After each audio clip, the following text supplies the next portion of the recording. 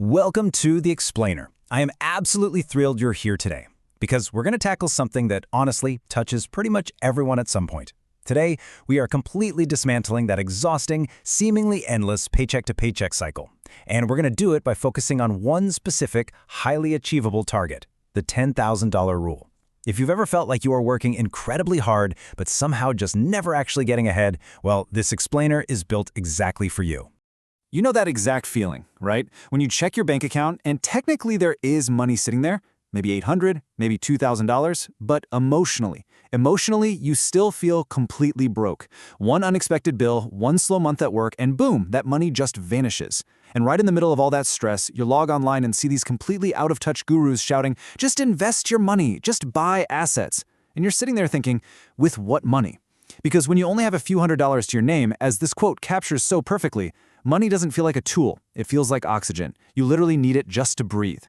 When your bank account is hovering near zero, your brain physically cannot think about long-term wealth building. You aren't daydreaming about compound interest or real estate portfolios, your entire focus shrinks down to just surviving Thursday. Financial stress forces your brain into this short-term survival loop.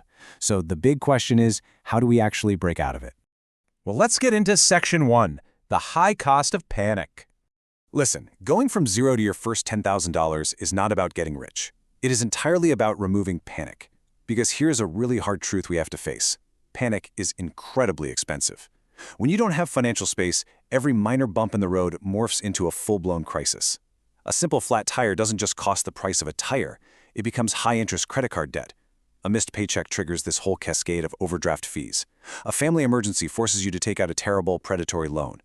You might even find yourself tolerating a miserable, toxic job simply because you literally cannot afford to miss a single week of pay. Your brain lives entirely in defense mode. You're obsessively checking prices, you're avoiding opening your bills, and you make terrible short-term choices. Not because you aren't smart, but because you just don't have the financial breathing room to pause and make a better decision. Okay, let's dive into Section 2, the $10,000 rule. This is where the math and the mind finally meet. So how do we actually fix this? Picture two people facing the exact same, completely normal life emergency, a $1,200 car repair. Person A only has $300 saved. For them, this is a financial disaster. That repair goes straight onto a credit card with 20% interest. By only making minimum payments, that single repair quietly balloons into this chronic monthly stressor that totally drains their ability to save next month. Now look at Person B. Person B has $10,000 saved. For Person B, this exact same $1,200 car repair is, well, it's annoying. Nobody's throwing a party at the mechanic, right? But it's just an inconvenience. They pay it in cash, their balance drops to $8,800, and they calmly rebuild it next month. It's the exact same life event, but a totally different life experience. The savings transformed what would be a financial trauma into a mere chore. Having that $10,000 means you finally have a jacket in a storm. You aren't standing out there freezing anymore. Think of it like a boxer in a ring. Without savings, every single punch life throws completely knocks you to the canvas. But with 10 grand in the bank, you can absorb the punch, take a step back, catch your breath, and just keep moving forward. You create space. That brings us to Section 3, the 3 layers of savings. Let's break down this 10K. Now, I know exactly what you might be thinking. If you're struggling to save your first 1,000, aiming for 10,000 feels like scaling Mount Everest. It feels impossible because you're actually fighting 2 battles at once, the math and your own identity. So actually, scratch the idea of one massive, intimidating pile of money. Treat it like leveling up in a video game across 3 distinct layers. First up, you build Slice 1, the emergency shield. This is your first $1,000 to $2,000. Its only job is to protect you from the small stuff, a broken laptop, a minor medical bill, so it doesn't become debt. Once that's locked in, you level up to Slice 2, the stability fund, roughly $3,000 to $6,000. This covers your basic monthly expenses, your rent, your food, giving you incredible emotional breathing room. And finally, you unlock Slice 3, the opportunity fund. This is the remaining balance up to $10,000, and this is where the magic really happens. Because it's not just protection anymore, it's a launch pad. Unlocking that opportunity fund fundamentally changes your daily life, and especially your career. Think about it. Without savings, your boss holds way too much power over you. Desperation is easy to smell. Employers and clients can totally sense when you need the money, and as a result, you often end up accepting really bad offers. But with $10,000 backing you up, you walk into the room with a much calmer energy. You aren't arrogant, but you are steady. You can negotiate for better pay, You can comfortably survive a gap between jobs, and you start making career decisions from a position of undeniable strength. But hey, I have to give you a massive warning right here. When people finally see 5 figures in their bank account for the very first time, they kind of get a little crazy. They think it's a shopping signal to upgrade their phone or book a vacation. Please do not do this. You would never build a beautiful, sturdy concrete foundation for a house and then rip half of it out just to buy a new couch for the living room. That money is your foundation. Once it hits $10,000, it becomes boring money. And trust me on this, boring money is exactly what keeps your life exciting because it means your life will finally be free of constant, draining emergencies. So the crucial point is, how do we actually do this?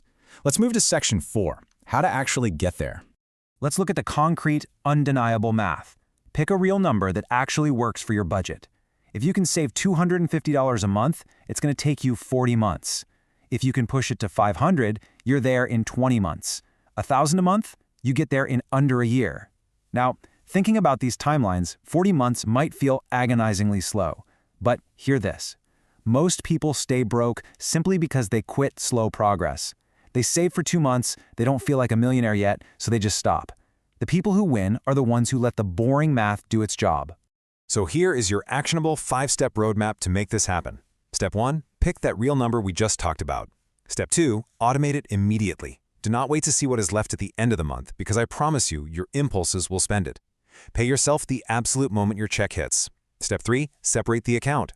Keep it somewhere slightly inconvenient so you aren't tempted to touch it. Step 4, use windfalls wisely. When you get a tax refund or a bonus at work, don't upgrade your lifestyle, upgrade your foundation. And step 5, attack the big leaks.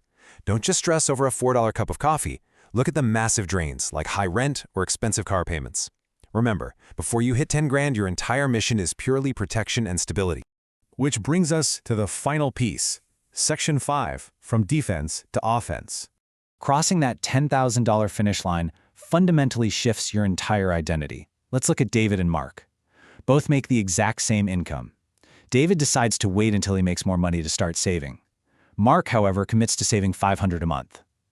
When a $1,500 emergency repair hits both of them, David throws it on a credit card and is literally still financially bleeding a year later. Mark? He just pays cash. Sure, it delays his goals slightly, but he reaches $10,000 in 20 months anyway. The true reward for Mark isn't just the 10 grand in the bank. It's the profound, deep self-trust he just built. He proved to himself that he can set a tough goal, handle life's inevitable disasters, and still win. That identity shift, it's absolutely priceless. And that identity shift unlocks real wealth building. $360,000. That's enough to completely change your future. Because once your emergency foundation is locked in, you can finally invest properly. If you start investing just $300 a month for 30 years at an average 7% return, you hit over 360 grand. But here is the secret. You can only achieve that compound growth if you don't panic sell your investments every single time your car breaks down. Your $10,000 foundation is what protects your investments, allowing them to quietly grow into life-changing wealth in the background. The transformation really is immediate and powerful. Before you hit $10,000, your money is entirely playing defense. You're just trying to keep the walls from caving in. But after $10,000, your money is finally playing offense. You're out there scoring points for your future. Before that threshold, you're constantly reacting. Whatever life throws at you dictates your schedule and your stress levels. But after, you stop asking, can I survive this? And you finally get to start asking, okay, what can I build next? You get to plan. You shift from spending all your energy just avoiding disaster to actively pursuing opportunity. True wealth isn't just about a high salary. It's built by having the stability to make clear, confident, long-term decisions repeatedly over time. That financial cushion just makes you incredibly hard to break. Which brings us to the core philosophy we've unpacked today. Build the foundation first, then build the future. You don't have to be perfect. You don't have to save it all this month. But you do have to decide that you are done being one emergency away from panic. You start building the foundation $100 at a time until you become the kind of person who is completely in control of their own life. So I want to leave you with a quick question to reflect on right now. What is your current savings goal? Are you aiming for that first $1,000 shield? Are you pushing for your $5,000 stability fund? Or are you locking in the full $10,000? Figure out exactly where your starting line is today and get to work. Drop your goal in the comments below, let's keep each other accountable, and I absolutely cannot wait to see the incredible foundation you are about to build for yourself.